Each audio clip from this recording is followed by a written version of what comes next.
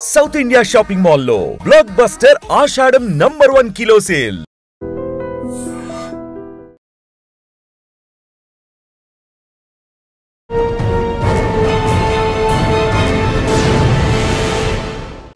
మెదక్లో ఇటీవల ఒక గన్ కల్చర్ స్టార్ట్ అయింది. రాత్రిప్పుడు మాట వేసి తుపాకీతో కాల్చి చంపేస్తారు. ఇక్కడ ప్రశాంతంగా ఉన్న ఏరియాలో ఈ కాల్పుల కల్చర్ అనేది రావడం, దాన్ని పబ్లిక్ భయం పడడం. అనిల్ అనే వ్యక్తి ఉంటాడు అక్కడ. సో ఆ రోజు నైట్ 14వ తారీఖు అతను హైదరాబాద్ వస్తుంటే పైతర గ్రామ శివాలలో అటాక్ జరిగింది. 10 మందిని వెంట పెట్టుకొని హైదరాబాద్ పోయి కొన్ని సెటిల్మెంట్ చేస్తున్నాడు. ఒక రాయలసీమ ఎమ్మెల్యే వాళ్ళ మనవడు. ఫస్ట్ మీకు మెయిన్ ఛాలెంజ్ ఉద్యమం కాదు. ఒక సెన్సిటివ్కి చెప్తాను. ఏమైందంటే నేను డిఎస్పీ ఉన్నప్పుడు కూర్చో ఆఫీసులో ఉన్నప్పుడు ఒక ఫోన్ వచ్చింది, ఒక చిన్న పాపని కిడ్నాప్ చేశానని చెప్పి అడుకున్నానికి వచ్చాడు. నేను దగ్గర రాగానే నా ముఖం మీద కొట్టాడు. సంపులో పాప సేవ ఉంది, ఇది థర్డ్ అమ్మాయి. అయితే అమ్మాయికి ఒక జబ్బు ఉన్నది, నైట్ టైం నిద్రపోదు. అటెంప్ట్ రేప్ చేసాడు అమ్మాయిని, ఆదివాసీ అమ్మాయిని. ఆదివాసులు తప్ప ఎక్కడ వేరే వాళ్ళు ఉండొద్దు, అక్కడ ఉండొద్దు. అది అక్కడ మీరు చెప్పిన ఆదివాసీ ఆ వివాదాన్ని ఎలా కంట్రోల్ చేశారు? అంటే వాళ్ళ మీద ఎవరైనా చేస్తే వాళ్ళకి పోలీసులు నమ్మరు. తెలంగాణ కానీ మొత్తం ప్రపంచంలో సైబర్ క్రైమ్ ఇప్పుడు ఏంటంటే యాజ్ పర్ మనకి ఉన్న రికార్డ్స్ ప్రకారం డైలీ మన తెలంగాణ 5 కోట్ల రూపాయలు సైబర్ క్రైమ్ అయితే.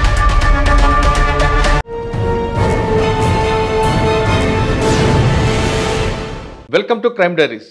ఈ వారం మన గెస్ట్ 2007 బ్యాచ్ పోలీస్ ఆఫీసర్, పేరు డివి శ్రీనివాస్ గారు, IPS superintendent of police Medak.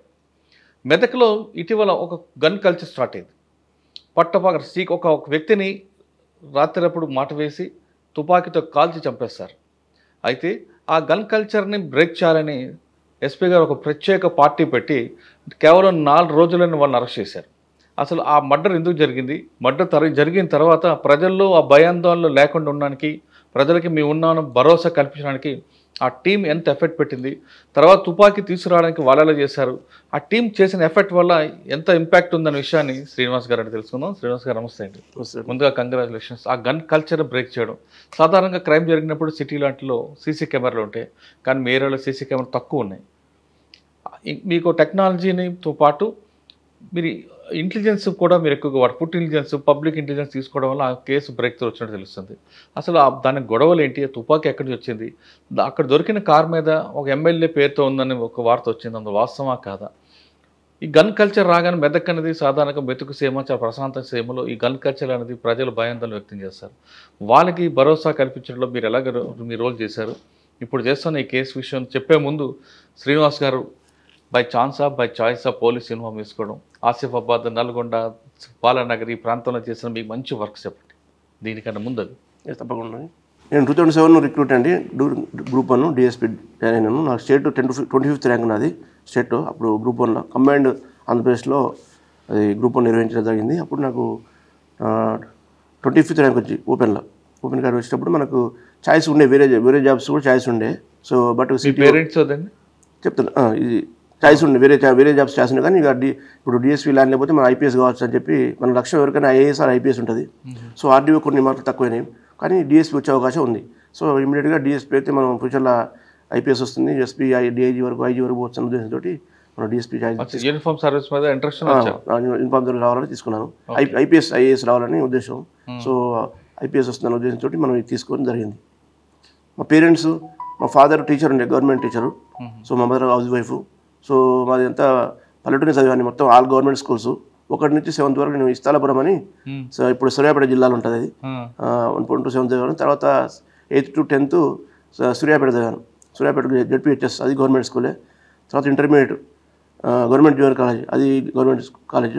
Next SV college అని ఉన్నది, డిగ్రీ కాలేజ్, అది కూడా గవర్నమెంట్ కాలేజ్. మొత్తం గవర్నమెంట్ కాలేజ్ అవి. తర్వాత నేను ఎంఎస్సీ మ్యాథ్స్ రాయాల్సి ఉండేది. అప్పుడు నాకు స్టేట్లో 2nd ర్యాంక్ వచ్చింది, యూనివర్సిటీలో 2nd ర్యాంక్ వచ్చింది నాకు MSc maths. So MSc maths open category మాది. సో అక్కడ ఉన్న మ్యాథ్స్లో ఉన్న బెస్ట్ అది ప్యూర్ మ్యాథ్స్. అది ఓపెన్లో 3 సీట్లు ఉంటాయి, అలా నాకు ఒక సీట్ వచ్చింది, 2nd ర్యాంక్ కాబట్టి. So pure mathematics MSc maths complete చేశాను.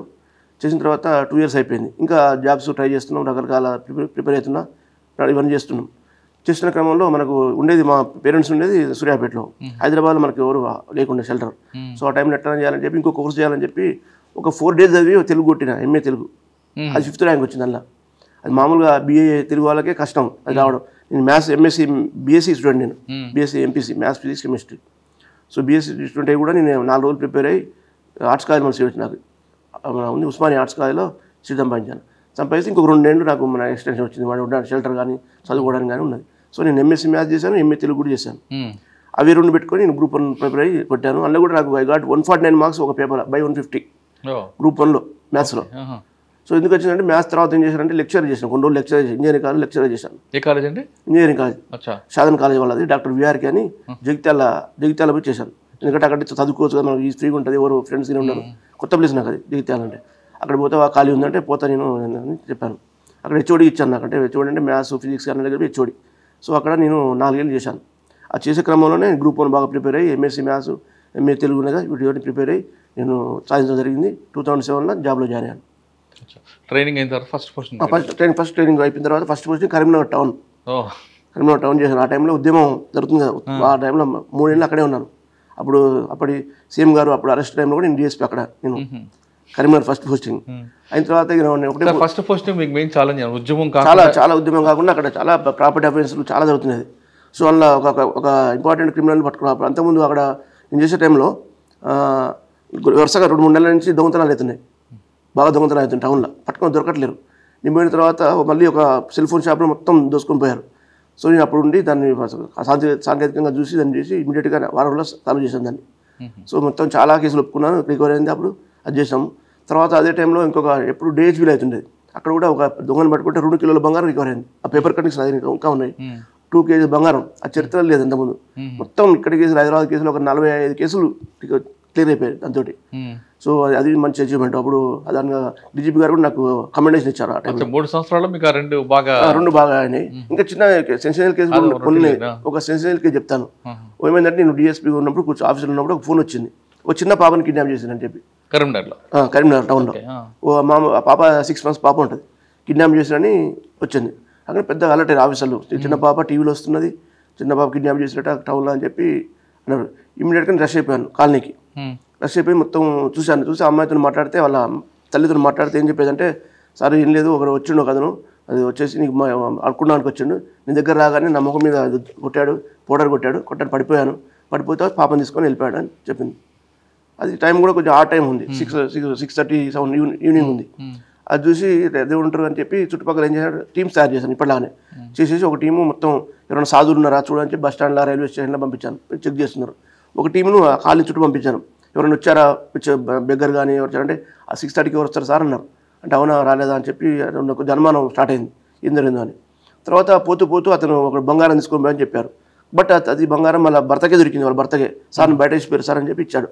ఇది అనుమానం అనిపించింది. అనుమానం ఇచ్చి చూసిన తర్వాత ఏం చేసామంటే ఇమీడియట్గా బంగారం ఉంది పాప మీద, పాప ఈమె నా బంగారం తీసుకుని చెప్పింది ఆమె, నా తాలిబోతు కూడా తీసుకుపోయాడు, బట్ దొరికిందని చెప్పాడు తండ్రి. తీసుకొచ్చాడు, సెర్చ్ చేసిన ఎక్కడ దొరకలేదు. అన్నాక నాకు ఇక అనుమానం వచ్చింది, ఎవరు విలేజ్ చేస్తే చెప్పారా, అప్పుడు ఆ టైంలో ఎవరు లేరు అని చెక్ చేసాం. చుట్టుపక్కల వాళ్ళు దొంగలు ఇప్పుడు ఎందుకు వస్తారు సార్, సాధువులు మధ్యాహ్నం వస్తారు కదా అన్నారు. డౌట్ వచ్చింది, ఇమీడియట్గా ఇంటి చుట్టుపక్కల ఎత్తికిచ్చాను. ఎత్తిస్తే ఇంట్లోనే సంపులో పాప సేవ ఉంది. అయ్యో ఏమైందంటే తల్లిదండ్రులు వేశారు. అయితే ఆమె తల్లిదండ్రులకి ఏంటంటే వాళ్ళు పూర్ పర్సన్స్. అయితే ఇప్పటికీ ముగ్గురు అమ్మాయిలు ఉన్నారు, ఇది థర్డ్ అమ్మాయి. అయితే అమ్మాయికి ఒక జబ్బు ఉన్నది, నైట్ టైం నిద్రపోవరకల్లా వాళ్ళు చాలా ఫ్రస్ట్రేట్ అయిపోయారు. చుట్టాలకి ఏమంటే జబ్బు ఉందని చెప్పి వాళ్ళు తీసుకోలేదు. ఏం చేయాలో అర్థం కాక వాళ్ళు ఇద్దరు ఆలోచించి ఆమె తీసుకొని వాటర్లో అంతా రెడీ చేసి తీసుకొని వాటర్లో వేసేసి చనిపోయిన తర్వాత బయటకు తీసినా అర్థమైపోయింది, ఇంట్లో వేసింది కదా, ఇక ఇన్సైడ్ అది గేట్ లోపల, ఇంకా బయట ఛాన్సే లేదు.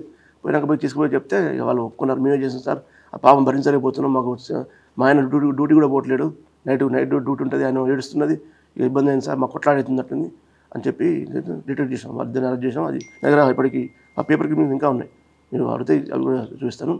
అదొకటి చాలా ఛాలెంజింగ్, చాలా సాటిస్ఫాక్టరీ అనిపించింది. సార్ కరీంనగర్ తర్వాత ఎక్కడికి వచ్చారు? కరీంనగర్ తర్వాత నేను ఒకటే పోస్టింగ్ చేశాను. తర్వాత నేను కరీంనగర్ తర్వాత OSD పోయాను, పార్వతీపురం, అంటే విజయనగరం శ్రీకాకుళం కలిపి OSD ఆపరేషన్ యాంటీ-నక్సల్స్. అప్పుడు ఎస్పీ విజయనగరం కార్తికేయ సార్, ఇప్పుడు IG ఇంటెలిజెన్స్. తస్వీక్ బాల్ సార్ ఏమో నెక్స్ట్ ఇద్దరు ఎస్పీలు మారారు. అప్పుడు OSDగా 2 ఏళ్ళు చేశాను. అక్కడ సార్ పార్థపురంలో మీకు ఏముందండి చూపించండి. అక్కడ పక్కన పార్వతీపురం నారాయణపురం, రాయగడ, పార్వతీపురం కూడా కురుపాం ఇవన్నీ కూడా ఇమీడియట్గా అన్ని రకాలు చేసేది. కొంతమంది సరెండర్ చేసాం, ఏరియా కమిటీ మెంబర్స్ సరెండర్ చేసాం. ఎన్కౌంటర్ కాదు మీకు అక్కడ ఛాలెంజ్ వచ్చిన దళం ఏముంది? అక్కడ దళం మన దగ్గర కోరాపుట్ అటు సైడ్ ఉండేది, మన సైడ్ రాలేదు కానీ మేము అటు పోయి తీసుకొచ్చాం. ఇటు సీతంపేట, కురుపాం ఇవన్నీ ఉంటాయి కదా. ఉన్నాయి అప్పుడు అక్కడ కూడా లేకుండా ఇప్పుడు రెగ్యులర్గా కుమ్మింగ్ చేసేవాళ్ళం. అప్పుడు కొద్దిగా తగ్గిపోయింది. పోయేవరకు ఇప్పుడు అంటే 12 ఆ టైంలో 12 టైంలో చేసాము. కొంచెం లొంగి ఏసీఎంలో వచ్చారు ఏరియా కమిటీ మెంబర్స్, అంటే వాళ్ళ మీద 5 లక్షలు రివార్డ్ అట్లా ఉంటుంది. అట్లాంటి వాళ్ళు అక్కడ నాగావళిలో మూవ్మెంట్ ఉంటుందండి. అప్పుడు లేకుండా అయిపోయింది. అప్పుడు క్లోజ్ అయిపోయింది. ఎవరు మన బార్డర్ రావట్లే. అంతకుముందు ఉండే 2 నెలల క్రితం 2012 నుంచి అన్ని గ్రౌండ్స్తో చేసాము. 1-2 సార్లు ట్రై చేసాం కానీ వాళ్ళు దొరకలేదు. అంటే మన ఏరియాలో అవతల అవుట్ సైడ్ కోరాపుట్ డిస్ట్రిక్ట్ వస్తుంది. కోరాపుట్ డిస్ట్రిక్ట్లో చేసాము. ఎంతకాలం చేస్తారండి పార్థపురం? 1.5 years చేశాను. అచ్చా. చేసిన తర్వాత అక్కడ ఒకసారి మర్చిపోయినా, అప్పుడు రాజకీయ కొట్లాట్లేని అప్పుడు బొత్స గారి మీద అప్పుడు కూడా అవుతుండే పబ్లిక్ గా. ఆ టైంలో కూడా నేను ఇక్కడ తెలంగాణ అనుభవంతో అక్కడ కూడా బాగా హ్యాండిల్ చేసాం, ఎక్కడ ఇబ్బంది కాకుండా. అంటే బొత్స మేర దాడి అప్పుడు దాడి చేశాను విజయనగరంలో అయింది కదా ఆ టైంలో. కరెక్ట్ సార్ వచ్చారు. వచ్చినప్పుడు చేసినప్పుడు అక్కడే ఉన్నాను. చేసేసి ఎందుకంటే ఆయన మీద దాడి జరిగింది అప్పుడు. ఇంకప్పుడు వాళ్ళు తెలంగాణకు మద్దతు సంథింగ్ అటు ఏదో ఇష్యూస్, పొలిటికల్ ఇష్యూస్ ఉన్నాయి.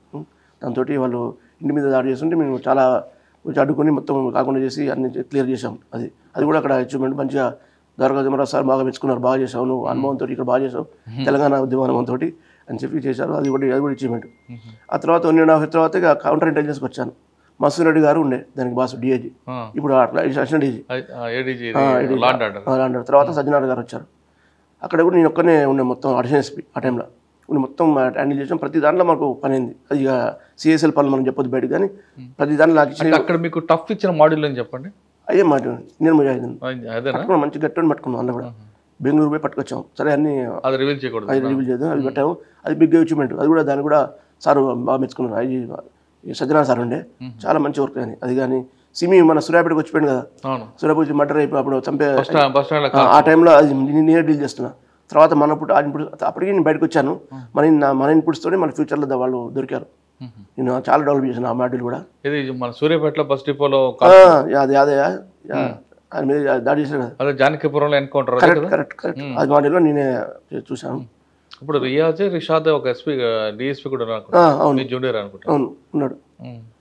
సో ఇవన్నీ జరిగింది. సిఎస్ఎల్ కూడా మంచిగా వస్తాయి. తర్వాత నేను అడిషనల్ ఎస్పీగా మహబూబ్నగర్ పోయాను. మహబూబ్నగర్ అడ్మిన్గా. అప్పుడు ఎస్టీఎల్ కంబైన్ ఉండే, అక్కడ కూడా 1.5 years చేశాను. అక్కడ కూడా ఎస్పీకి మంచిగా విశ్వప్రసాద్ సార్ ఎస్పీ ఉండే. తర్వాత రామరాజేశ్వరి మేడం వచ్చారు, వాళ్ళకు కూడా మంచి ఉండేది. మనం తర్వాత అండి ఎస్పీగా ఫస్ట్ పోస్టింగ్. తర్వాత అడిషనల్ ఎస్పీ తర్వాత అక్కడి నుంచి రాచకొండకు వచ్చాను. Rachakonda admin DCP. అప్పుడే కొత్తగా రాచకొండ ఫామ్ అయింది. ఆ టైంలో లోగోస్ ఇవన్నీ కూడా తయారు చేసి నేనే. బండి మీద స్టిక్కరింగ్ అది స్టార్టింగ్ మహేష్ బాబు సార్ ఉండే, సార్ ఉండేది. ఉండేసి అన్ని చేసి మొత్తం ఎస్టాబ్లిష్ చేయించాం అక్కడ. అది కూడా మంచి పని అయింది. 1.5 years. తర్వాత అక్కడి నుంచి నల్గొండ ఎస్పీగా పోయాను. నల్గొండ ఎస్పీగా పోయి ఒక 8 నెలలు చేశాను.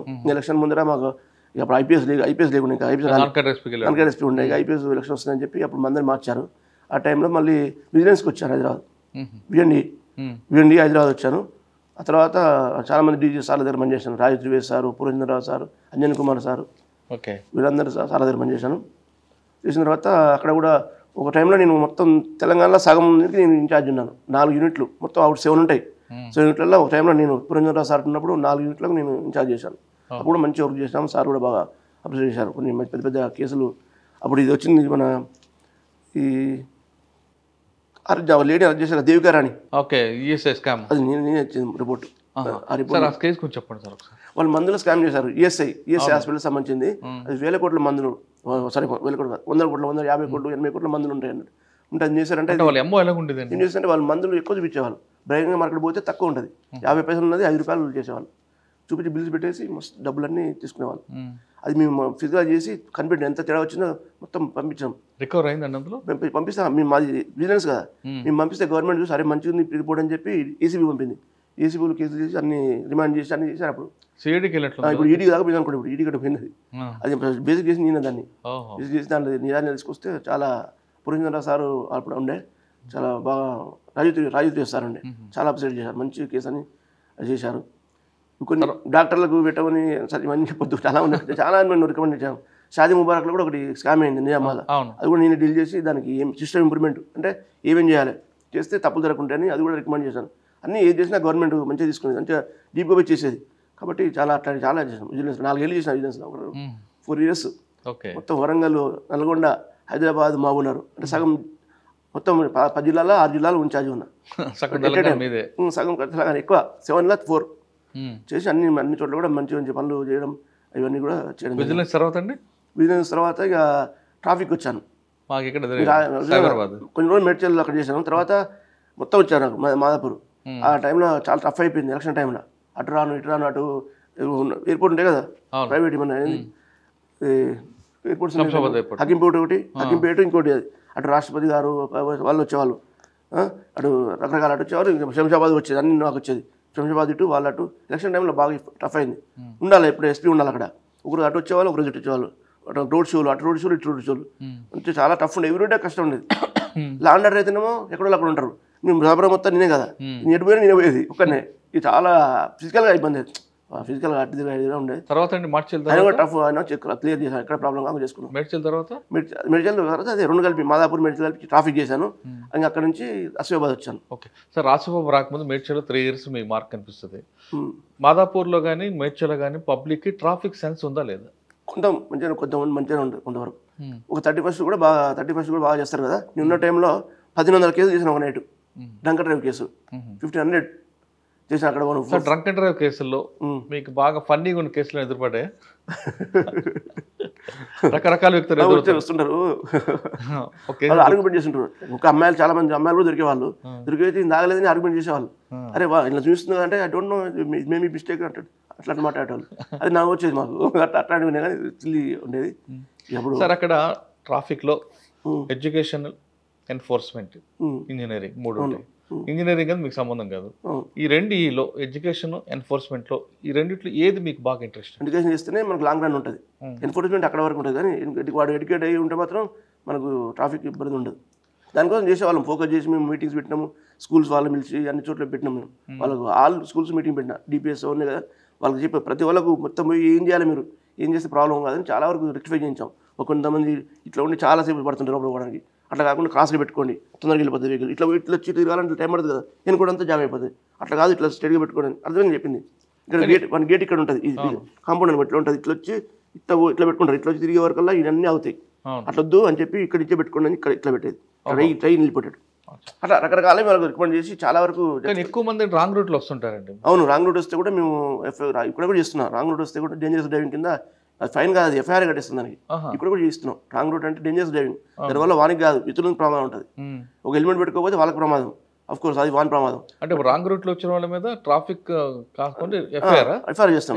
డేంజరస్ డ్రైవింగ్ ఒక సెక్షన్ ఉంది, డేంజరస్ డ్రైవింగ్ సెక్షన్ ఉంది. దాని ప్రకారం అది పెట్టేది. అక్కడ కూడా చాలా బుక్ చేసాం. దాంతో డేంజరస్ డ్రైవింగ్ పెడితే ఎంత శిక్ష పడుతుందండి? వాళ్ళకి ఫైన్ వేస్తారు, ఫైనే పడుతుంది. కానీ వాళ్ళకి అటెండ్ కోర్టు కదా, ఇబ్బంది అవుతుంది. 1 2 సార్లు 3 సార్లు వస్తుంది, టైం వేస్ట్ అవుతుంది. పైసలు ఏం మనకు తక్కువనే పడుతుంది. మనం ఎక్కడెక్కడ రాయొచ్చు, కానీ పోవడం రావడం ఇబ్బంది అవుతుంది. అది కోర్టు పోతారు, ఆ రోజు ఉండరు, తెల్లారు రమ్మంటారు, 3 రోజులు పని వేస్ట్ అవుతుంది. ట్రాఫిక్ లో మీరు చాలా కాలం పనిచేస్తారు కాబట్టి వాళ్ళని డిటైన్ చేయడం వల్ల మార్పు వస్తుందా, లేదా ఫైన్ డబుల్ ఫైన్ వేస్తే మార్పు వస్తుందా? ఫైన్ డబుల్ ఫైన్ కాదు, ఎడ్యుకేట్ చేయాలి. ఎడ్యుకేట్ చేయడం ముఖ్యం. ఎడ్యుకేట్ చేస్తే తప్ప మొన్నిట్లో 3 ఇళ్ళలో ఎడ్యుకేషన్ ఇంపార్టెంట్. ఎడ్యుకేట్ చేసి వాళ్ళ మనసులో పడిందంటే అది తగ్గుతుంది. ఇక ఎంత చేసినా కానీ చాలా మళ్ళీ వసూలు చేస్తలేరని చెప్పి ఫీలింగ్ కూడా ఉంది వాళ్ళకి. చాలా ఫీలింగ్ ఉన్నాయి కదా, చాలా ఎప్పుడో వసూలు చేస్తుంటాం. ముఖ్యంగా ఎన్ఫోర్స్మెంట్ చేస్తుంటారు. చేసినప్పుడు రియలైజ్ చేయడం ఇంపార్టెంట్. మన పైసలు కట్టించడం, అర్జెంట్ పోతున్నాం, పోనీ 20 రూపాయలు పోతున్నాం, అట్లా ఆలోచిస్తాం. మన మైండ్ సెట్ అట్టుంది పబ్లిక్లో. పోతున్నాం, అర్జెంట్ పోతున్నాం, 1000 రూపాయలు ఇస్తారుగా చూద్దాం తర్వాత అట్లా ఉంటుంది. అట్లా కాకుండా వాళ్ళు ఆపేసి కాసేపు ఇబ్బంది పెడితే వాడు భయపడతాడు. అది కరెక్ట్. యాక్చువల్ అయితే ఆపేసి వాడి కొద్దిసేపు సాధారణ పక్కకు ఉంటేనే అరే డిస్టర్బ్ అయింది, ఆఫీస్ లేట్ అయిందని చెప్పి వాడు ఇంకోసారి చేయడు. ఇంతగా ఫైన్ కొడుతుంటే కొద్దిగా ఇబ్బందికరమే, కానీ తప్పదు ఇప్పుడు. అట్లా కానీ ఎక్కువ లాండ్ ఆర్డర్ కన్నా పబ్లిక్ ఎక్కువ యూజ్ అయ్యేది 100%. ప్రతి ఒక్కరు యూజ్ అయ్యేది ట్రాఫికే. లాండ్ ఆర్డర్ ఎంతమంది 100 మందిలో ఒక 2-3 రారు లాండ్ ఆర్డర్ సంబంధం. ఇది అందరూ 100% సంబంధం. కాబట్టి ట్రాఫికే ఎక్కువ ఇంపార్టెంట్. పని కూడా ఎక్కువ ఉంటుంది. హైదరాబాద్ కానీ సైబరాబాద్ కానీ లాండ్ ఆర్డర్ల కంటే డీసెల్ కంటే ట్రాఫిక్ వరకు చాలా పని ఉంటుంది. సార్ మీ పీరియడ్లో ట్రాఫిక్ ఎంత స్పీడ్ ఉంటుంది అండి? 7 కిలోమీటర్సా లేదంటే 8 కిలోమీటర్సా 6 కిలోమీటర్ స్పీడ్ ఉంటుంది? 7 యావరేజ్ మీడియం ఉండేది. 7 ఉండేది. మేము బాగా ఐక్యా దగ్గర అక్కడ ఇక్కడ ఉండి రోజు 11 11 దాకా ఉండేది. పొద్దున 9 పోతే 11 దాకా. ల్యాండ్ అవుట్కి అంత టైం అవసరం లేదు, వాళ్ళు అవసరం ఉన్నప్పుడు అటెండ్ అయ్యేవాళ్ళు. మేమైతే డైలీ ఉండాలి. ముఖ్యంగా మండే, ట్యూస్డే, వెడ్నెస్డే అయితే మళ్ళీ వీకెండ్ ఏముండదు. కాకపోతే వీకెండ్స్ ఇటు సైడ్ ఉంటుంది. వాళ్ళంతా ఏంటంటే సాఫ్ట్వేర్ ఇంజనీర్ కదా, జాబ్ చేసేది మాదాపూర్ ఏరియాలో, గచ్చిబౌలి ఏరియాలో, ఉండేది కుక్కటిపల్లి ఏరియాలో. సో వర్కింగ్ డేస్నేమో మాదాపూర్లో ట్రాఫిక్, మళ్ళీ సాటర్డే సండే ఇటు ఉంటుంది కుక్కటిపల్లి సైడ్, షాపింగ్ తిరుగుతుంటారు వాళ్ళు, మళ్ళీ అక్కడ జామ్ అవుతుంటుంది. అబ్బా ప్రతిరోజు పండంటే అక్కడ ట్రాఫిక్. సో అన్ని కూడా ఆసిఫాబాద్ వెళ్ళారు. ఆ తర్వాత ఆసిఫాబాద్ వెళ్ళాను. సార్ ఆసిఫాబాద్ మీరు వెళ్ళక ముందు ఆ తిరియాని ఆ ప్రాంతం అంతా ఒక కమ్యూనిటీలో అయింది, ఇష్యూ అయింది. జైనూరు ఆ ప్రాంతం, ఆ ప్రాబ్లం తనకి ఒక ఆరోగ్యం కనిపిస్తుందా లేదా కంట్రోల్ అయిపోయింది? కంట్రోల్ చేసినాం వాళ్ళందరితో మీటింగ్స్ పెట్టినాము. మేము పోయిన తర్వాత చాలా కార్యక్రమాలు చేసినాం. ముఖ్యంగా అంటే మీకు మెయిన్ ఛాలెంజ్ వచ్చిందని అక్కడ అంటే డిఫరెంట్ పబ్లిక్, ముఖ్యంగా మనకు వాళ్ళతో ఆదివాసులతో ప్రాబ్లం ఉంటుంది. వాళ్ళ చిన్న విషయాన్ని వాళ్ళు అర్థం చేసుకోలేరు, కొద్దిగా పాపం అర్థం చేసుకోలేరు. మనం చెప్పాలి, ఎడ్యుకేట్ చేయాలి వాళ్ళని. అట్లాంటి ప్రోగ్రామ్ పెట్టాము మనం చాలా ఎడ్యుకేట్ చేయడానికి. వాళ్ళకి కొన్ని మంది కుట్టు విషయాలు కూడా ఇచ్చాను, కొన్ని బోర్లు ఇచ్చాను. లాస్ట్కు ఎండాకాలంలో చాలా మంది బోర్లు లేవు వస్తే వాళ్ళకి బోర్లు కూడా మనం వేరే వాళ్ళతో మాట్లాడి ఉన్న కంపెనీ వాళ్ళతో మాట్లాడి బోర్స్ కూడా ఇచ్చాం మనం పోలీస్ శాఖ తరపున. అది కొత్త ప్రయోగం, ఎప్పుడు చేయలేవారు బోర్స్. అక్కడ డిఫరెంట్ కమ్యూనిటీ కనిపిస్తుంటావు, మహారాష్ట్ర, అవును, ఆంధ్ర. వాళ్ళు తెలుగు పన్నొచ్చు, వాళ్ళకి తెలుగు రావు, తెలుగు మాట్లాడారు ఎక్కువ. అన్ని వాళ్ళకి మరాఠీ మాట్లాడతారు. మరాఠీ క్రైమ్ నేచర్ ఏముంటుంది అక్కడ? ఏముండదు ప్రత్యేకంగా ఏముండదు. ఈ నార్కో గంజా కల్టివేట్ చేస్తారు వాళ్ళు, గిరిజనులు చేసుకుంటారు. అవి కొద్దిగా ఎక్కువ తమ్ముడు చేస్తే అది ఒకటి ఉంటుంది. సో మేము చిన్న చిన్న ఏముండవు. కొద్దిగా కాగజనగర్లో కొద్దిగా కమ్యూనల్ టైప్ ఉంటుంది. కాగజనగర్లో కమ్యూనల్ కొద్దిగా ఉంటుంది. అది కూడా బాగా కంట్రోల్ చేసాం. అప్పుడు 1-2 ఇన్సిడెంట్ కూడా జైనూరు ఇష్యూ ఉంటుంది కదా, జైనూరు ఇష్యూ కూడా అయింది. అది కూడా కంట్రోల్ చేసిన తర్వాత అది ఒక అమ్మాయిని రేప్ చేసిండు. మీకు ఐడియా ఉండొచ్చు, అటెంప్ట్ రేప్ చేసిండు ఒక అమ్మాయిని, ఆదివాసీ అమ్మాయిని. అయిన తర్వాత అందరూ అరెస్ట్ కూడా అయిపోయి అన్నీ అయిపోయినాయి. కానీ వాళ్ళు ఒప్పుకోరు, ఎందుకంటే అక్కడ సపరేట్ ఉంటుంది, ఒక హక్కు ఉంటుంది వాళ్ళకి. వాళ్ళు వేరే గిరిజనులు తప్ప ఆదివాసులు తప్ప వేరే వాళ్ళు ఉండొద్దు, అక్కడ ఉండొద్దు, అది చట్ట ప్రకారం ఉండదు. కానీ కొంతమంది ముస్లిమ్స్ వేరే అదర్ వచ్చి షాప్స్ పెట్టుకుని ఉన్నారు. ఉన్నట్టే వాళ్ళు ఏం పట్టించుకుంటే ఉండని. కానీ సో ఉంటే ఉండండి, బట్ మా మీద ఇటర్న్ చేస్తారని చెప్పి వాళ్ళ కోపాలు వస్తున్నారు, చేస్తున్నారు. సరే, మీకు జోడేఘాట్, తిరియాని చేసాం లేదా కరమిరి ఈ ప్రాంతంలో ఒక ఇష్యూ ఉంటుంది. అక్కడ మీరు చెప్తున్న ఆదివాసీ ఆ వివాదాన్ని ఎలా కంట్రోల్ చేశారు? ఇదే అప్పుడు లంబాడి అప్పుడు కూడా అదే ప్లేస్ కదా. ఇంకా దాని గురించి ఇమీడియట్ అటెండ్ కావడం, వాళ్ళు ఎడ్యుకేట్ చేయడము, కమ్యూనిటీ ఎల్డర్స్ టచ్లో ఉండేది. వాళ్ళందరూ నా మధ్య మధ్యలో కలిసి వాళ్ళను పోయి వాళ్ళకు ఏమైనా ప్రోగ్రామ్ కావాలని అడిగేది, ఏం చేసేది, ఏమైనా ఉంటే మా దగ్గర రండి అని చెప్పేది. వాళ్ళు ఇక ఇన్సిడెంట్ అయితే మాత్రం మనం చాలా జాగ్రత్తగా ఉండాలి అక్కడ. అంటే వాళ్ళ మీద ఎవరైనా చేస్తే వాళ్ళకి పోలీసుని నమ్మరు. ఆ పరిస్థితి రావడం కోసం మేము చాలా ప్రయత్నాలు చేసాం. కమ్యూనిటీ పోలీసింగ్ ప్రోగ్రామ్స్, వాళ్ళని మాట్లాడడం, స్కూల్ చేయడం, వాళ్ళకి చూపించడం. ఏదైనా వాళ్ళకి ఒక అమ్మాయికి డాక్టర్ వచ్చింది, మెడిసిన్ వచ్చింది, సో డబ్బులు లేవని చెప్తే నేను మా ఫ్రెండ్ అమెరికా ఉంటాడు నుంచి ఒక 50,000 తెప్పించి ఇచ్చిన ఆమె ఫీజు కోసం. అట్లా సొంతంగా కూడా చేసేది ప్రోగ్రామ్స్. మూమెంట్ ఉందంటే తగ్గిందంటే మూమెంట్ అక్కడ ఇప్పుడు ఏం లేదు. మొన్న అతను భాస్కర్ అని ఉండే చనిపోయాడు, రీసెంట్గా ఎన్కౌంటర్ చనిపోయాడు. భాస్కర్ అప్పుడప్పుడు వస్తుంటారు వెళ్తుంటారు. అప్పుడు ఉండే ఇంతకుముందు ఉండే భాస్కర్ అని చెప్పి మన రీసెంట్గా చనిపోయాడు ఎన్కౌంటర్లో, ఛత్తీస్గఢ్లో. అతనే ఏరియా ఇన్ఛార్జ్. అతను లేడు ఇప్పుడు, ఖాళీ స్మాష్ అయిపోయినట్టే. ఎంతకాలం మంచి sir? 1 year exactly, June to June తర్వాత ఇక్కడికి వచ్చాను. మెదక్ సీమ ఇది ప్రశాంతమైన ప్రాంతం అండి. చాలా మంది ఇక్కడ 5 సంవత్సరాలు 3 సంవత్సరాలు పనిచేసిన ప్రాంతం ఇది. ఈ ప్రాంతంలో మీకు రాగానే ఒక ఛాలెంజ్, అంటే ఎంత ప్రశాంతంగా ఉన్నా ఏదో ఒక ఇష్యూ జరుగుతుంటుంది. ఇక్కడ ప్రశాంతంగా ఉన్న ఏరియాలో ఈ కాల్పుల కల్చర్ అనేది రావడం, దాన్ని పబ్లిక్ భయం పడడం, ఆ భయాన్ని రాకుండా పోకుండా ఉండడానికి మనం మీరు చేసిన కార్యక్రమం, అసలు ఆ ఇన్సిడెంట్ కారణం ఏంటండి? అసలు ఇన్సిడెంట్ కారణం అంటే అనిల్ అనే వ్యక్తి ఉంటాడు అక్కడ, మన పైతార గ్రామం అని చెప్పి కుల్చారం మండలికి వస్తుంది. మన ఇది 15 కిలోమీటర్లు ఉంటుంది ఇక్కడ నుంచి 15. ఇక్కడ మెయిన్ రోడ్ మీద 10 కిలోమీటర్లు, లోపలికి 5 పోవాలి.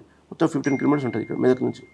సో ఆ రోజు నైట్ 14వ తారీఖు అతను హైదరాబాద్ వస్తుంటే పైతార గ్రామ శివార్లలో అటాక్ జరిగింది. అటాక్ జరిగి తర్వాత వాళ్ళు హాస్పిటల్ షిఫ్ట్ చేశారు. చేసినాక ఫస్ట్ ఏమనుకున్నారంటే అది యాక్సిడెంట్ అనుకున్నారు. మాకు చెప్పడం కూడా యాక్సిడెంట్ అని చెప్పారు. అయితే అది కొద్దిగా ఎస్సీ లీడర్ అయినా, కాంగ్రెస్లో లీడర్ కాబట్టి మన వాళ్ళు చూశారు ఇట్లా అయిందో చూద్దామని. చూసే వరకల్లా వాళ్ళకు రైట్ సైడ్ ఇక్కడ ఇట్లా ఉన్న హోల్స్ లాగా ఉన్నాయి.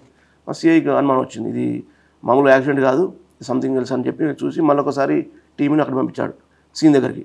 పంపిస్తే వెతుకుతుంటే మనకు ఎంటీ కేసులు దొరికాయి. .32 పిస్టల్ యొక్క కాల్చినట్టు. అక్కడి నుంచి కాల్స్తే ముందర బుల్లెట్ లోపలికి వెళ్ళిపోతుంది, బయటపడుతుంది, తెలుసు కదా, దాన్ని ఎంటీ కేసులు అంటారు. అవి 4 రికవర్ చేసాం. అక్కడి నుంచి చేసినాక ఫైర్ ఆర్మ్తో కాల్చారు, 4 రౌండ్లు కాల్చారు అని అర్థమైంది. సో పోస్ట్ మార్టం కూడా అది తెలిసింది. చూస్తే లోపల 4 దొరికాయి, రౌండ్స్ దొరికాయి. దాంతో ఇమీడియట్గా మనం ఆ కేసు కట్టడం జరిగింది. Murder case plus arms act పెట్టి కట్టాం. కట్టిన తర్వాత మీరు అన్నట్టు ఆ ఫైర్ ఆర్మ్ యూజ్ చేశారు. మామూలు మర్డర్ అయితే పెద్ద ఉండదు ఫోకస్. సో ఫైర్ ఆర్మ్ కాబట్టి స్టేట్ మొత్తం ఫోకస్, ఆఫీసర్లది అందరి ఉంటుంది ఫోకస్. సో ఇమీడియట్గా ఏం చేశారంటే టీమ్స్ ఫామ్ చేసాం. మా దగ్గర 2 డిఎస్పీలు ఉంటారు, 2 డిఎస్పీలు అండ్ 6 సిఏలు, ఎస్ఐలు అందరు కలిపి ప్లస్ సిసిఎస్ టీమ్స్ ఉంటాయి, అన్నీ కలిపి మొత్తం 7 టీమ్స్ ఫామ్ చేసి రకరకాలుగా చూస్తున్నాం. అయితే ముఖ్యంగా ఆయనకు కొంచెం ఏంటంటే అనిల్ అతని వ్యక్తి గత కొంతకాలం నుంచి 10 మందిని వెంట పెట్టుకొని తిరిగి హైదరాబాద్ పోయి కొన్ని సెటిల్మెంట్ చేస్తున్నాడు.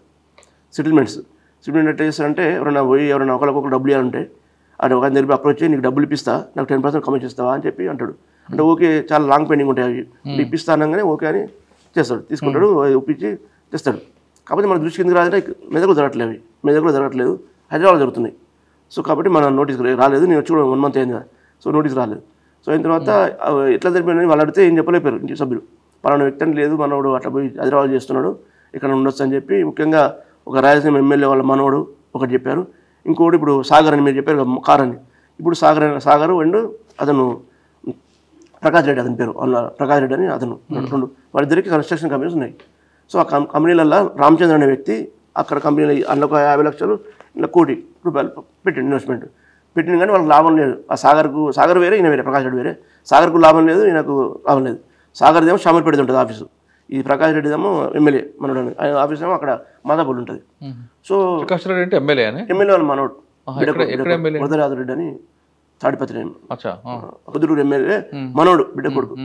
సో ఇక పొలిటికల్ అయితే చేద్దామని ఆ టైపులో ఉంటుంది కదా, ఆ టైపులు చేస్తుండ్రు. సరే ఎందుకు కూడా మేము పిలిపించాం, అందరిని పిలిచి ఇంటరాక్ట్ చేసాం. ఏంటంటే రామచంద్ర అనే వ్యక్తి వీళ్ళకు ఇన్సూర్ చేశాడు. ఈ పొద్దుటూరు కాదంటే ప్రకాష్ రెడ్డి దాంట్లో ఒక 1 crore చేశాడు, అట్లే రామచంద్ర రెడ్డి మళ్ళీ సాగర్ దాంట్లో చేశాడు. చేసినాక ఇద్దరు వాళ్ళకి ఇవ్వట్లేదు, నాకు ఇవ్వకపోతే ఒక వ్యక్తి ద్వారా పరిచయం, మన అనిల్ పరిచయం అయితే మాట్లాడుకున్నాడు, డీల్ నేను ఇప్పిస్తా 10% ఇవ్వాలని మాట్లాడుకున్నాను. సరే అని చెప్పి సాగర్ దగ్గర పోతే సాగర్ నువ్వు ఆఫీస్ పోయి గొడవ చేశాడు, చేస్తే వాళ్ళ దగ్గర లేవు అని చెప్తే నీ బండి గుర్తుకొసుకున్నావు. ఎవరు? అనిలే. ఎవరు? ప్రకాష్ రెడ్డి కాదు, సాగర్ది. బెంజ్ కార్ అంటే తీసుకొచ్చాడు, తీసుకొచ్చి నువ్వు 50 లక్షలు ఇచ్చినప్పుడే ఇస్తా అని చెప్పి పెట్టుకున్నాడు. అది 3 నెలల నుంచి తిరుగుతుంది ఆయన దగ్గర. అదొక యాంగిల్ ఆయనది. నెక్స్ట్ ఆయన ప్రకాష్ రెడ్డి అని చెప్పాను కదా, ఆయన మనోడు, ఆయన దగ్గర కూడా 1 కోటి రూపాయల కోసం పోయిండు. పోతే మనం చూపించారు, 60 లక్షలకు పే చేశారు. నెక్స్ట్ ల్యాండ్ రాసి ఇచ్చారు. సో అక్కడ క్లారిటీ వచ్చేసింది. సో మేము పిలిపించాను, ఇక్కడ ఇంటరాక్ట్ చేస్తే చూపించాడు, మేము ఎంత ఇచ్చాము, మేము ఏం చేస్తాం సార్, మాకంటే ఆయన చేతనకంటే ఆయన దగ్గర ఎక్కువ ల్యాండ్, అది ఏంటని చెప్పిండు. చూడండి ఏమైనా చేద్దాం రెడీగా ఉంటా, నార్కోటిక్స్ చేసినా రెడీగా ఉంటా అని చెప్పిండు. చూసాము, అంత సాంకేతికంగా చూస్తే ఎక్కడ దొరకలేదు. సో ఓకే అని అది 2 అట్లా అయిపోయింది. అది కార్ ఎట్లా వచ్చింది ఆయన దగ్గర. సో అతన్ని అది అట్లా రూల్ అవుట్ అయిపోయింది. ఇంకా చూస్తున్నాం, ఇంకా రకరకాల వ్యక్తులను తీసుకొచ్చాము, చూస్తున్నాం, మాట్లాడుతున్నాం. లాస్ట్ మనకు ఆ లోకల్ అతనే రవీంద్ర రెడ్డి అని చెప్పి ఉంటాడు. వాళ్ళ రవీంద్ర రెడ్డి అని చెప్పి పైతర గ్రామస్తుడే. ఆయన వైఫ్ ఉన్నప్పుడు ఆమె వైఫ్ చనిపోయింది కరోనాలో 21లో. చనిపోకముందు ఆమె ఇక్కడ బీఎస్పీ తరఫున పోటీ చేసింది, నరసాపురం ఎమ్మెల్యేగా కంటెస్ట్ చేసింది బీఎస్పీ తరఫున. సో ఆమెను చూసి ఆమె ఉన్నది అతను. అయితే రవీంద్ర దగ్గర ఇంతకుముందు నేను పనిచేసాడు, అనిల్ కూడా పనిచేసేవాడు ఆయన దగ్గర. అనిల్ చేసేవాడు. నాగరాజు అని ఎవరైతే దీన్ని ఎగ్జిక్యూట్ చేశాడో అతను నాగరాజు కూడా, అది పక్క విలేజ్ రంగంపేట అని. ఇద్దరు కూడా ఫ్రెండ్స్ ఉన్నారు ఆయన దగ్గర, రవీంద్ర రెడ్డి దగ్గర పనిచేసేవాళ్ళు. అప్పుడు ఇక రాను ఏమైందో, ఇక రవీంద్ర రెడ్డితో పాటు ఆయన ఉన్నాడు, ఎవరు నాగరాజు ఆయనతో ఉన్నాడు. బట్ ఈయన సపరేట్ అయిపోయి టీం సపరేట్గా పెట్టుకొని ఇట్లా దందాలు చేస్తున్నాడు అన్నట్టు అనిల్.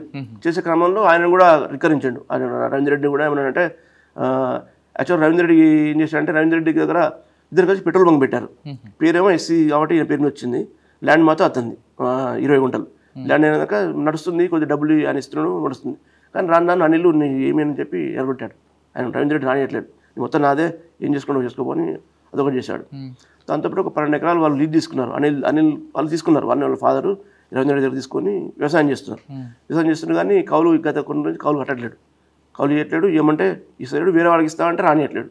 అది ఆయన హ్యాండ్ ఓవర్ పెట్టుకున్నాడు. 12 acres ఆయన దగ్గర పెట్టుకున్నాడు, ఆయన హ్యాండ్ ఓవర్లో పెట్టుకున్నాడు. అదొక రీజన్. ప్లస్ ఆయన గురించి చెడుగా ప్రచారం చేస్తుందని చెప్పి అది నాన్న కొట్టింది, అది లీగల్ కాంటాక్ట్స్ ఉన్నాయని కాదని చెప్పి ఓవరాల్గా ఆయనకు ఊరికి రాకుండా చేస్తున్నాడు. చేసే వరకు ఆయనకు మనసులో కక్ష ఉంది. ఎవరికి? రవీంద్ర రెడ్డికి పట్టుకున్నాడు, చూస్తున్నాడు ఆ పని కోసం. నెక్స్ట్ ఏమని చెప్పిన నాగరాజు అంటే ఇంతకుముందు నాగరాజు అని వెళ్ళి ఫ్రెండ్సే రవీంద్ర రెడ్డి ఉండేవాళ్ళు. సో నాగరాజు అనేవాడు పక్క ఊరు, రంగంపేట అని పక్క ఊరు. ఆయన ఇంతకుముందు వార్డు మెంబర్ కూడా చేశాడు. చేసినాక కొన్ని రోజులకు ఆయనకు కూడా పడట్లేదు అనిల్కి. పడక ఏం చేశాడంటే ఆయన చాలా ఇబ్బంది పెట్టాడు. ఏది ఇబ్బంది పెట్టాడంటే, ఆయన ఒక ప్లాట్ అమ్ముదామంటే ఊళ్ళో అమ్మనేట్లేదు ఒకటి. నెక్స్ట్ వాళ్ళ అమ్మకి ఏదో డబుల్ బెడ్రూమ్ వస్తే కూడా క్యాన్సిల్ చేయించాడు. ఇంకోటి ఈసారి సర్పంచ్ చేస్తానని అడుగుతున్నాడు. ఎవరు? ఆ నాగరాజు అడుగుతుంటే సర్పంచ్ అట్లా చూస్తా కదా అని చెప్పి అందరి ముందు అవమానించాడు. నేను నా ఊళ్ళోకి రాని, అసలు సపోర్ట్ చేస్తాను, నీకు ఏ సంబంధం ఇక్కడ అని అట్లా ఇబ్బంది పెట్టాడు. ఇక ఆయన ప్రాణం ఆయనకు ఉంది. అది 2. లేకపోతే నాగరాజు తమ్ముడు ఇంకొక ఆయన ఉన్నాడు, నాగభూషణం అని. ఆయన కూడా అదే విలేజ్ రంగంపేట పక్క విలేజ్ అంటే పక్కనే ఉంటాయి ఆ 2 విలేజ్ రంగంపేట. ఆయన దగ్గర కూడా డబ్బులు తీసుకున్నాడు. డబ్బులు తీసుకొని ఏమంటే నీకు ఒక వ్యాధి ఉంది, నేను ఊళ్ళో చెప్తా, ఇబ్బంది పెడతాను నీకు అని చెప్పి అట్లా అంతా బ్లాక్ మెయిల్ అట్లా చేస్తుండే. సో దాంతో ముగ్గురు కక్ష మీద ఉన్నారు. అయినాక నర్సాపూర్లో రీసెంట్గా 5వ నెల మేల ఇవి రవీంద్ర రెడ్డి వాళ్ళ వైఫ్ది సంవత్సరికం ఉండే. అక్కడికి వీళ్ళు పోయారు. అనిల్ కూడా వచ్చాడు. వచ్చి తాగి ఎట్లా పడతాడో మాట్లాడు, ముగ్గురిని మాట్లాడాడు. ఇంకా మాట్లాడితే అప్పుడు డిసైడ్ చేశారు, ఇక మనం ఊళ్ళో పోనిస్తలేరు, నిన్ను పోనిట్లేడు, నీ భూమి ఇస్తలేడు, నేను పోనట్లేడు, మమ్మల్ని అన్నదమ్ములు ఊళ్ళో రాయిస్తాడు, ఇబ్బంది పెడుతుండు, పొలిటికల్ కెరీర్ అంటే ఏం చేసేటట్టుంది, భయపెడుతుండు, థ్రెట్ చేస్తుండు, సంస్థ అని, ఇవన్నీ ఎందుకని మేమే చేస్తామన్నా, ఏం చేస్తావు, మేము చేస్తామన్నా అంటే నేను చూసుకుంటూ పోవడానికి చెప్పి హామీ ఇచ్చాడు రవీంద్ర రెడ్డి. అక్కడ స్టార్ట్ అయింది. దానికోసం ఏం చేయాలి అయితే వాళ్ళు ఫైర్ ఆర్మ్ ఉపయోగించారు, వెపన్. ఎందుకు ఉపయోగించారా బాబు అంటే ఆయన దగ్గర ఉండొచ్చు వెపన్ అనుకున్నాం సార్, ఉంటే మేము కత్తి తీసుకొని పోతే మమ్మల్ని కాల్ చేస్తారు కదా, అందుకని వెపన్ ప్రొక్యూర్ చేసామని చెప్పారు. దానికోసం ఫరీద్ అని చెప్పి Rangampet, also one of the accused Farid belongs to Rangampet village. అయితే ఫరీద్ చెప్పిండట, నాకు ఒకటి పరిచయం ఉండి బీహార్ వాడు ఇక్కడ, వానికి అక్కడ పరిచయం ఉండట అని చెప్పిండు. చెప్తే ఆ బీహార్ దగ్గర పోయిండ్రు. బీహార్ ఇక్కడ ఉంటే పోతే వాడు ఒక నెంబర్ ఇచ్చాడు. నెంబర్ ఇస్తే ఆ నెంబర్ తీసుకొని వాళ్ళతో మాట్లాడి పాట్నా పోయారు. ఫ్లైట్ ఎక్కి ఈ ఫరీద్ అంటాడు పోయాడు. పోయి అక్కడి నుంచి 150 కిలోమీటర్లు పోయారు. పోయి అక్కడ ఆల్మోస్ట్ నేపాల్ బార్డర్లో అక్కడ ఇది సచిన్ కుమార్ అని ఆయన దగ్గర నుంచి ఒక గన్ తీసుకున్నారు, వెపన్ తీసుకుంటే 1.5 lakhs పే చేశారు దానికి. సో మన దగ్గర ఫ్లైట్ టికెట్ కూడా ఉంది, పాట్నా మీద డే అన్నీ ఉన్నాయి, ఫ్లైట్ టికెట్ ఉంది, ప్లస్ 1.5 పే చేసిన వానికి అది కూడా ఉంది. 5 పే చేసి 10 rounds .32 కంట్రీ మేడ్ వెపన్ మా పిస్టల్ తీసుకున్నాడు. తీసుకున్న ప్రాక్టీస్ చేయాలి కదా, అంటే వాళ్ళే 4 ప్రాక్టీస్ చేయించారు అక్కడే 4 పెట్ట కొట్టాలో చూపించారు. సో 6 ఉన్నాయి, ఇప్పుడు 6 rounds ఉన్నాయి, 3.32 వెపన్ ఉన్నది. ఆ 2 తీసుకొని వచ్చేసాడు. ఎట్లా వస్తాడు, ఫ్లైట్లో వస్తే పట్టుకుంటారు, ట్రైన్లో వచ్చాడు, ట్రైన్లో వచ్చి మన సికింద్రాబాద్ అయితే పట్టుకుంటారు. జమ్మికుంటలో దిగాడు, జమ్మికుంట దిగి మళ్ళీ నాగరాజు పోయి పికప్ చేసుకున్నాడు. నాగరాజు పికప్ చేసుకొచ్చుకున్నాడు అక్కడి నుంచి కార్లో తెచ్చి దగ్గర వెయిట్ చేస్తున్నారు ఎప్పుడు దొరుకుతుందని. అయితే 14th రోజు ఈయన హైదరాబాద్ పోతుందని తెలిసింది వాళ్ళకి. సో హైదరాబాద్ తెలిస్తే మళ్ళీ వాళ్ళు గుమ్మడిదల చెక్ వస్తుంది కదా మన అక్కడ వెయిట్ చేశారు అందరూ.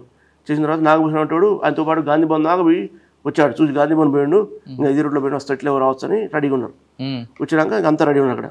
వచ్చినాక ఆయన పోయి వస్తున్నాడు, ఆయనతో పాటు 2 ఫ్రెండ్స్ ఉన్నారు, శేఖర్ అని బాలేష్ అని 2 ఉన్నారు, 3 ఉన్నారు వెహికల్. సో అది బండి కారు వస్తుంది చిన్న, అంటే వాళ్ళు మాట్లాడుకుని వస్తారు, చిన్నగా వస్తారు, వీళ్ళిద్దరు ఫాలో అయ్యండి. ఇక ఒకడేమో మన నాగభూషణ్ ఒక కారు చిన్న 800 కార్లో ఫాలో అయ్యాడు, ఇంకా స్విఫ్ట్ డిజైర్లో ఇంకా మిగతా ముగ్గురు ఫాలో అయ్యారు. 2 కార్లు శంసుద్దీన్ అని ఒకడు, వీళ్ళు 3 ఫాలో అయ్యారు, చిన్న అని ఒకడు, ప్లస్ వెపన్ చేసిన ఫరీద్ ఒకడు, 3 కలిసి ఫాలో అయ్యి కూడా పోయారు. పోయిన తర్వాత ఈ మెదక్ రోడ్ నుంచి లోపల పోగానే హైదరా గ్రామ సరిహద్దుల్లో అక్కడ పోగానే ముందు ఒకటి 8 ముందు పెట్టాడు. పెట్టినాక కారు ఈ స్విఫ్ట్ డిజైర్ వీళ్ళు వెనక పెట్టారు. పెట్టినాక వాడు దిగి ఫైర్ చేశాడు. అందులో ఉన్న ఒకడు శంసుద్దీన్ ఫైర్ చేశాడు. కారు దిగాడు, అన్నీ ఉన్నాడు, చూస్తున్నాడు అడ్రస్ కావాలో సంథింగ్ దగ్గర పోయినారు. పోయి ఇట్లా పోయి తీసేసి పెట్టాడు. నేను నియర్ దగ్గర నుంచి పెట్టాడు. నాకు టీవీ అందరం ఉన్నది ఇక్కడి నుంచి కొట్టేసుకుంటే అది జరిగింది. హాస్పిటల్ తీసుకుపోయినాక చనిపోయాడు. అది స్టోరీ అక్కడికి. అది జరిగింది. అట్లా లీడ్ ఎక్కడ వచ్చింది మీకు? టెక్నికల్ గా చూసాం, టెక్నాలజీ తక్కువ ఉంది, కానీ ఆయన చూసుకుంటూ శత్రువులు ఉన్నారు కదా, 1 by 1 చేసుకుంటూ వస్తున్నాం కదా. వచ్చినప్పుడు కొద్ది అనుమానం వచ్చి చేయడం జరిగింది. ఎవరు శత్రువులు కదా, ఈజ్ వన్ ఆఫ్ రైవలర్ కదా. సార్ మరి ఎమ్మెల్యే సంబంధించిన కారు ఉంది అంటున్నారు, వాస్తవం? కారు కాదు, చెప్పాను సాగర్ కారు, అది సాగర్ వాళ్ళది. సాగర్ అని ఇంకో చెప్పిన కంపెనీ, సాగర్పేట కంపెనీ వాళ్ళ కారు. వాళ్ళు 50 లక్షలు ఇవ్వాలి రామచంద్రన్ అంటే ఆయనకు. ఆయన తరపున నేను వచ్చిండు. ఇవ్వకపోతే ఎమ్మెల్యే పేరు రిజిస్టర్ ఉందా? లేదు, సాగర్ పేరు ఉంది, చూసాం, అది కూడా చూసాం. సాగర్ పేరు మీద ఉంది. వాడు కొద్ది వీక్ ఉంది, పోలియో పేషెంట్ ఉన్నాడు సాగర్ అంటాడు. సో వాడిని ఊరిని బెదిరించి పట్టుకొచ్చుకున్న కారు, నువ్వు డబ్బులు ఈ కారు వేసుకోవాలి. కారు అక్కడ ఉండాలి యాక్చువల్గా, దొరకాలంటే ఇంకా ఈ అందరు దొరికారు. ఇంకొకరు ఉన్నారు, నిన్న 2 ఉండే, రాత్రి ఒకటి పట్టుకొచ్చాం. షూటర్ దొరికాడు, ఇంకొకరు వస్తే. షూటర్ ఎక్కడ దొరికాడు? బయట దొరికాడు, విజయవాడ పంపించి టీం చేస్తే. అంటే అక్కడ నేర్చుకున్నాడా షూటింగ్? వాడు నేర్చుకోలేదు, యూట్యూబ్ చూశాడు. చూసినాక వీడు ఇక్కడ చూపించాడు, అక్కడ చూపించాడు కదా, ఫరీద్ చూసి వచ్చాడు కదా, ఫరీద్ అక్కడ 40 వచ్చాడు కదా, ఫరీద్ నేర్పించాడు వీనికి. అక్కడ పోయి కూడా 2 ఫ్రై చేశాడు. మొత్తం 6 ఉంటే 2 ఫ్రై చేశాడు. మళ్ళీ ఓన్లీ 4 వానికి చేశారు అసలు. సో ఇట్లా జరిగింది. సార్ ఈ కేసులో మీరు అరెస్ట్ చేశారు, అంత బాగానే ఉంది. ఒకసారి వెనక్కి వెళ్తే మీ కరీంనగర్లో కూడా పేదరికంతో ఆ పాపం చంపేస్తారు. ఇక్కడికి వచ్చేసరికి వీళ్ళు డబ్బులు ఇవ్వాలని 3 కారణాలతో వీళ్ళని అరెస్ట్ చేస్తారు. ఒక్కసారి అరెస్ట్ చేసేప్పుడు వీళ్ళందరితో మీరు మాట్లాడి ఉంటారు, మీరు వాళ్ళతో మాట్లాడి ఉంటారు, ఇక్కడ వీళ్ళతో మాట్లాడి ఉంటారు. క్రైమ్ చేసిన తర్వాత జరిగే కాన్సిక్వెన్స్ గురించి వీళ్ళకి ఐడియా లేక, లేదా ఏవైనా అవుతాయి, ఏవైనా చేసుకోగలం ధీమా అంటారా? ఎందుకు ఈ విధంగా ప్రవర్తిస్తారండి? ఇప్పుడు అరెస్ట్ చేసిన తర్వాత ముగ్గురు జైలుకి వెళ్తారు, అవును. కుటుంబాలు నాశనం అవుతాయి, మీరు కేసులు పెడతారు కాబట్టి ఆ ప్రాపర్టీ సీజ్ అయిపోతుంది, అక్కడ అదే జరుగుతుంది. అంటే నేరం చేసిన తర్వాత ఈ విధంగా జరుగుతాయని అవగాహన లేక చేస్తారా, చేస్తే ఏదైనా చేసుకోవచ్చు అనే ధీమా ఉందని అడుగుతున్నాను. సో ఈ కేసులో ఏమనుకుంటే మన ఇక్కడ ఇప్పుడు ఫైరింగ్ కేసులో వాళ్ళు ఏమనుకున్నారంటే ఆయన దగ్గర డబ్బులు ఉంటే ఆయన దగ్గర తీసుకొని పోదాం, ఏమైనా డబ్బులు దొరికితే తీసుకొని పోదాము, వాళ్ళు దొంగతనం అనుకుంటారని చెప్పి ఒక కాన్సెప్ట్ ఉంది వాళ్ళకి.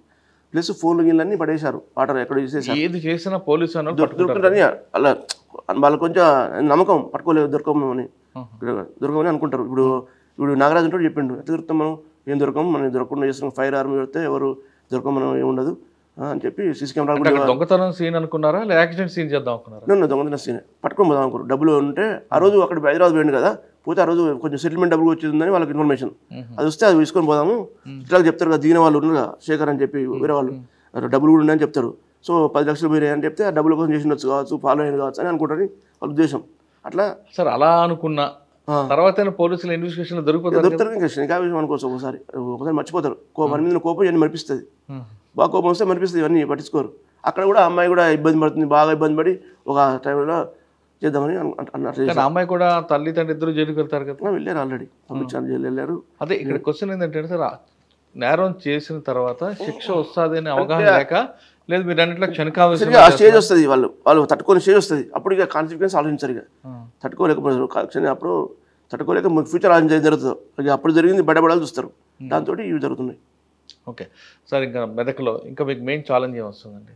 ఫస్ట్ రాగానే ఒక కేసు, దానికి 4 daysలో మీరు చేశారు, ఒక జనం ప్యానిక్ కాకుండా ఒక మెసేజ్ ఇచ్చారు. ఇంకా ఏముంటాయండి ఇక్కడ? సివిల్ డిస్ప్యూట్స్ ఎక్కువ కనిపిస్తుంటాయి. సివిల్ డిస్ప్యూట్ ఉంటాయి, దాన్ని కూడా మా ఆఫీసర్లందరూ కూడా ఒకటి ఇచ్చిన ఎస్ఓపి, స్టాండర్డ్ ఆపరేటింగ్ ప్రొసీజింగ్, ఎస్ఓపి 1 ల్యాండేటెడ్, మనం ఎంతవరకు చేయొచ్చు ఎంతవరకు చేయొద్దు, అది దాటితే యాక్షన్ ఉంటుందని చెప్పి అందరినీ చేసాము. తగ్గిపోయినాయి, ఏం చేయాలి, మన వాళ్ళు ఇన్వాల్వ్ కాకుండా చేస్తున్నా 100%. సో ఒక డిసిప్లిన్ ఇంపార్టెంట్ అని చెప్పి డిసిప్లిన్ పబ్లిక్తో మంచిగా ఉండాలని చెప్తున్నాను. దాంతోపాటు కొన్ని అటు నారాయణఖేడ్ బార్డర్ సైడ్ ఉందంటే మన దగ్గర బాగా ఇవి ఉన్నాయి, ఇది మూఢనమ్మకాలు, చేతబడులు అనేవి ఉన్నాయి, వాటి గురించి కూడా అవగాహన సదస్సులు ఏర్పాటు చేస్తున్నాము. కళా బృందం టీం ఉంది మా దగ్గర, అవి కూడా ఇంతకుముందు లేకుండా ప్రస్తుతానికి మొత్తం ఒకటి క్యాలెండర్ ఇచ్చాను పెట్టాలని. అదొకటి. పెట్రోలింగ్ కూడా సరిగా అస్తవ్యస్తంగా ఉండే వచ్చినంత వరకు, వచ్చినాక సిటీ స్టైల్లో మొత్తం ఎక్కడెక్కడ ఉన్న అన్ని చోట్ల ఉండేటట్టు అందరికీ చేసాము.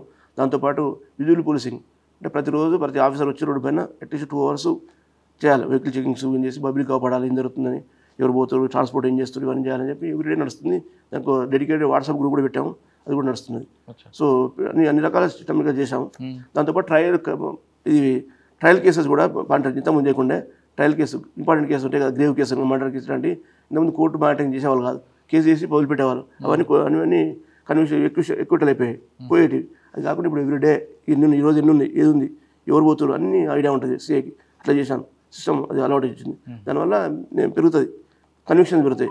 కన్విక్షన్ పెరిగితే పబ్లిక్లో కూడా భయం వస్తుంది, కొంచెం ధైర్యం, అమాయకులకు ధైర్యం వస్తుంది, అంత నేరస్తులకు భయం వస్తుంది. సో అది కూడా ఇంపార్టెంట్. ఉత్తగా అరెస్ట్ చేసి పెట్టకుండా శిక్ష పడాలనేది నా ఉద్దేశం. సో దానికోసం అన్ని ప్రయత్నాలు చేస్తున్నా. సపరేట్గా దానికి ఒక ఎస్ఐ కూడా పెట్టినాము. ఆయన ప్రతిరోజు నాకు 2 రోజులకు ఒకసారి వచ్చి ఈ కేసు ఉన్నది, ఆ కేసు ఉన్నది చెప్తుంటాడు. దాన్ని బట్టి ఏం చేయాలో ఇన్స్ట్రక్షన్ ఇస్తుంటాం. కొంతమంది ఐఓస్ ఉంటారు, 10 చేసిపోయిన వాళ్ళు ఎక్కడో ఉంటారు, వాళ్ళు చెప్తే రారు వీళ్ళ వల్ల. ఫర్ ఎగ్జాంపుల్ ఆయన ఎస్పీఐ ఉంటాడు, రాడు, కాకపోతే నేను మాట్లాడతా, రావాలి, తప్పదు రావాలి, లేకపోతే కేసు పోతుంది, అనవసరంగా ఇబ్బంది అవుతుంది అని చెప్తే మళ్ళీ వీడియో కాన్ఫరెన్స్ ద్వారానో డైరెక్ట్గానో వచ్చి చేస్తున్నాం. అది కూడా ఇంపార్టెన్స్ ఇస్తున్నాం. ఇవి ముఖ్యంగా తీసుకొని చేస్తున్నాము. ఇంకా ప్రాపర్టీ అఫెన్స్ జరగకుండా కూడా చూస్తున్నాము. ఇవన్నీ ఇక్కడ ఇంపార్టెంట్ ఇష్యూస్. ఇక్కడ ఆపరేషన్ ముస్కాన్, ఆపరేషన్ ముస్కాన్లో కూడా ఇప్పటివరకు మనం టాప్ 10లో ఉన్నాం స్టేట్లో. 50 FIR చేసినప్పటికీ 84 members చిల్డ్రన్ రెస్క్యూ చేసాము. ఇంకొక 31st వరకు ఉంటుంది, ఇంకా చేస్తాం. ఇప్పటికి టాప్ 10లో ఉన్నాం మనం. ఇప్పటికి FIR కానీ రెస్క్యూడ్ చిల్డ్రన్ కానీ మనం టాప్ 10లో ఉన్నాం స్టేట్లో. 33 జిల్లాలలో మనం టాప్ 10లో ఉన్నాం. FIR టాప్ 5 ఉన్నాం, నెంబర్ ఆఫ్ పీపుల్లో టాప్ 10 ఉన్నాం. సో ఇది కూడా ఇంకా చేస్తాం. ఎందుకంటే FIR చేసినా మనకు భయం ఉంటుంది, లేకపోతే మనం ముస్కాన్ అయిపోగానే వాడు మళ్ళీ పెట్టేసుకుంటాడు, పెట్టేస్తాడు. కాబట్టి మనం చేసి ఇంత కష్టపడి లాభం ఉండదు. అందుకని చెప్పి అది కూడా ఫోకస్ చేస్తున్నాం.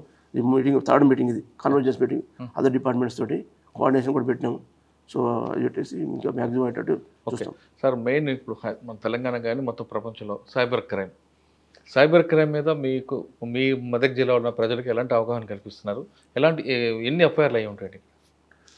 ఎఫ్ఐఆర్ నెంబర్ తీసుకో ఇప్పటికి. కానీ మనకు తెలుసు 1930 నెంబర్ ఐడియా ఉంది. ఏదైనా మరి ఎవరైనా సైబర్ క్రైమ్ అయితే 1930 కానీ అందరికీ పబ్లిక్ జరిపిస్తున్నాం. దానికోసం నేను రాగానే ఏం చేశానంటే ప్రతి విలేజ్కి ఒక 5 పోస్టర్ మీరు చూస్తే కనబడతాయి, ఏ జరుగుతున్నాయి ఇవాళ రేపట్లో, ఏ జరుగుతున్నాయి, ఏ క్రైమ్ జరుగుతున్నాయి మొత్తం క్లియర్గా తెలుగు రాసేసి ప్రతి వీళ్ళకి ఒక్కొక్క విలేజ్కి ఇంపార్టెంట్ ప్లేస్ ఉంటే పంచాయతీ ఏరియా లేదా పబ్లిక్ హెల్త్ ఏరియా అక్కడ ప్రతి విలేజ్కి 5 వేసాం. ప్రతి విలేజ్కి దాదాపు ఒక 3-4 వేల పోస్టర్లు మనం ముద్రించేసి అన్ని చోట్ల వేసాం. దాని ఏమైతే డిస్కషన్ అవుతుంది మనకి. దాంట్లో సైబర్ క్రైమ్లో ఇన్వెస్టిగేషన్ కూడా ముఖ్యము అవేర్నెస్, అంతే కదా, ప్రివెన్షన్ బెటర్ దాన్ క్యూర్ అన్నట్టు. అయినాక మనం చేయడం కష్టం. మనం అయినాక 993 ఫోన్ చేస్తాడు, అప్పటికి వాడు ఖాళీ చేస్తాడు, ఇవన్నీ ఉంటాయి. సో చెప్పడం ఏంటంటే యాజ్ పర్ మనకి ఉన్న రికార్డ్స్ ప్రకారం డైలీ మన తెలంగాణ 5 కోట్ల రూపాయలు సైబర్ క్రైమ్ అవుతుంది. 5 కోట్లు రిపోర్టెడ్, 5 crores టోటల్ తెలంగాణ అవుతున్నాయి. మనం పట్టించుకోవాలి. మనం ఏమనుకుంటున్నాం, దొంగతనమైనా కూడా అన్ని కావు, ఎంతైనా కానీ చూడండి లెక్కేయండి. 5 కోట్లు డైలీ అంటే అది 150 కోట్లు మంత్లీ, అన్ని అవుతున్నాయి. మనకు తెలియదు, కానీ మన రికవరీ తక్కువ అవుతున్నాయి. కాబట్టి నీ ఉద్దేశం అంటే మొత్తం ఎడ్యుకేట్ చేయాలి పబ్లిక్ అని నా ఉద్దేశం. దాని ప్రకారం నేను చేస్తున్నాం, మీటింగ్ పెడుతున్నాం, అన్ని చేస్తున్నాం. నెక్స్ట్ ఒకటి కాలేజీలో ఉంటుంది, మన ఇంజనీరింగ్ కాలేజ్ ఉంటుంది నర్సాపూర్లో, BVIT అని, అక్కడ కూడా ఒకటి అవగాహన పెడుతున్నాం. నేను కూడా అటెండ్ అవుతున్నా. సో అన్ని విధాలా మేము చేస్తున్నాం. అదొకటి డ్రగ్స్ కానీ మనకు ఫ్యూచర్ వచ్చేది బాధ వచ్చేది రెండే, ఒకటి సైబర్ క్రైమ్, ఒకటి డ్రగ్స్. సో వీటి మీద ఫోకస్ చేయాలి, మిగతా అన్నీ తగ్గిపోతాయి. సో వాటి నుంచి కూడా మేము సిబ్బంది కూడా శిక్షణ ఇప్పిస్తున్నాం, ఎప్పటికప్పుడు అన్ని కార్యక్రమాలు చేస్తున్నాం. ఓకే సార్, ఇంకా రోడ్ యాక్సిడెంట్స్ మీకు నేషనల్ హైవే ఒకటి ఉంటుంది, మెదక్లో ఉన్న రోడ్స్, ట్రాఫిక్, ఇంజనీరింగ్ కాలేజ్ ఇవన్నీ కనిపిస్తుంటాయి.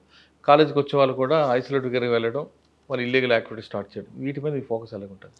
యాక్సిడెంట్ మీద ఫోకస్ చేసాము. ఫర్ ఎగ్జాంపుల్ నర్సాపూర్ రోడ్ మీద యాక్సిడెంట్ అయ్యేది, ముఖ్యంగా అడవి ఉంటుంది కదా, ఆ టర్నింగ్ దగ్గర బోత్ సైడ్స్ ఒకటి సైడ్ వచ్చే వరకు యాక్సిడెంట్ అయ్యేది. దానికి ఏం చేసామంటే మధ్యలో డివైడ్ ఏర్పాటు చేసాం. అన్ని టర్నింగ్ దగ్గర చూడండి ఉంటుంది మనది, ఈవెన్ అన్ని టర్నింగ్ దగ్గర కూడా మన దగ్గర బోలాడ్స్ పెట్టించేసి మనం డివైడ్స్ అలా చేసాం. ఇక టర్న్ అయ్యేటోడు ఇటే ఉంటాడు, వాడు అటు నుంచి వస్తాడు, ఇబ్బంది ఉండదు. అదే లేదనుకోండి అందరూ ఒక సైడ్ వస్తే యాక్సిడెంట్ అవుతుంది. అన్ని చోట్ల పెట్టించాం, ఎక్కడెక్కడ మలుపులున్నాయో చేసాం. దానివల్ల చాలా తగ్గిపోయినాయి యాక్సిడెంట్స్, అది ఒకటి చేసాము. సో డ్రంకర్ డ్రైవర్స్ కూడా పెంచాము, ఇంతకుముందు లాగా లేకుండా ఎన్ఫోర్స్మెంట్ పెంచాము. అవగాహన కూడా చేస్తున్నాం, ప్రతి గ్రామం మండల లెవెల్లో ఎప్పటికప్పుడు అవగాహన పెడుతున్నాం. అన్ని రకాలు పెట్టి ఇవి ట్రాఫిక్ అయితే లాస్ట్ ఇయర్కి ఇప్పుడు చాలా తగ్గినాయి, ఇంకా తగ్గించేదానికి ఏర్పాటు చేస్తున్నాం. సో దొంగతనాల గురించి కూడా రీసెంట్గా నేను వచ్చిన తర్వాత బస్ స్టాండ్లో లేకుండే మేము CC cameras, district head quarter bus stand అయిపోవడం నాకు ఆశ్చర్యం అనిపించింది. డిస్ట్రిక్ట్ హెడ్ క్వార్టర్స్ బస్ స్టాండ్లో సీసీ కెమెరాస్ లేవు, నేను వచ్చినాక పెట్టించాను కెమెరాస్. అరే ఇంత పెద్ద డిస్ట్రిక్ట్ హెడ్ క్వార్టర్లో బస్ స్టాండ్ చిన్న చిన్న ఊర్లలో ఉన్నాయి, లేవు అని చెప్పి మాట్లాడి అక్కడ షాపింగ్ వాళ్ళతో మాట్లాడి డిపో మీద మాట్లాడి ఇమీడియట్గా అన్ని కెమెరాస్ ఏర్పాటు చేసాం. మొన్నే స్టార్ట్ చేసాం అది ప్రొవైడ్. అట్లా అన్ని రకాల అన్ని విధాలు అన్ని హ్యాంగిల్స్ పోయి మనం పోలీసింగ్ మంచిగా ఉన్నట్టు పబ్లిక్ యూజ్ అయ్యేటట్టు చేస్తున్నాం. ఓకే సార్, ఫైనల్గా డిపార్ట్మెంట్కి వచ్చే వాళ్ళకి మీరు ఇచ్చే మెసేజ్ ఏంటి? ఈ డిపార్ట్మెంట్లోకి రావాలి, డిపార్ట్మెంట్ వచ్చేవాళ్ళు అంటే వాళ్ళకి service motive. Police is not a job, అది గుర్తుపెట్టుకోవాలి. ఎవరైనా కానిస్టేబుల్ కానీ అది IPS ఆఫీసర్ కానీ, it is not a job, it is service, police service. So అది చూసుకొని రావాలి. సర్వీస్ అనుకొని వస్తే మంచిగా చేయగలుగుతారు, సాటిస్ఫై అవుతారు. ఇంకా వేరే ఉద్దేశాలతో వస్తే ఇక్కడ కొంతమంది రాగానే డబ్బుల కోసం కదంటున్నా, వేరే దానికి వస్తే మేము వేస్ట్. అది డబ్బుల కోసం వస్తే అంటే వేరే దానికి పోవచ్చు. దీనికి సర్వీస్ రావాలంటే దీనికి పబ్లిక్ హెల్ప్ చేయాలి. ఇప్పుడు అది చేస్తే చాలామంది వచ్చి ఇప్పుడు వచ్చినా కూడా వచ్చేసి కంగ్రాట్స్ అయిపోతున్నాం. ఆయన ఏదో ప్రాబ్లమ్ వచ్చిండు, వచ్చేసి తొందరగా పట్టుకుని సార్ కాల్చిన వాళ్ళు అని చెప్పిపోతున్నాం.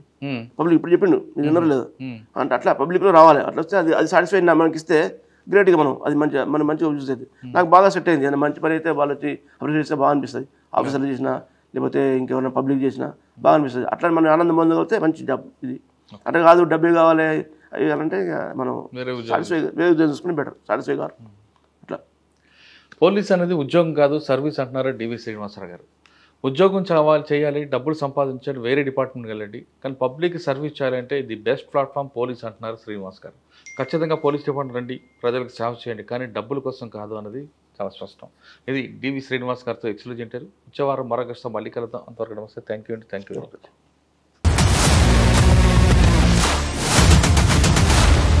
iDreams, this police diaries is something very, very valuable towards that. I must really appreciate Murali, your insights. iDreams founder and CEO Chinna Vasudev Reddy gartoni Muralidhar crime stories చాలా famous అయిపోయినావు.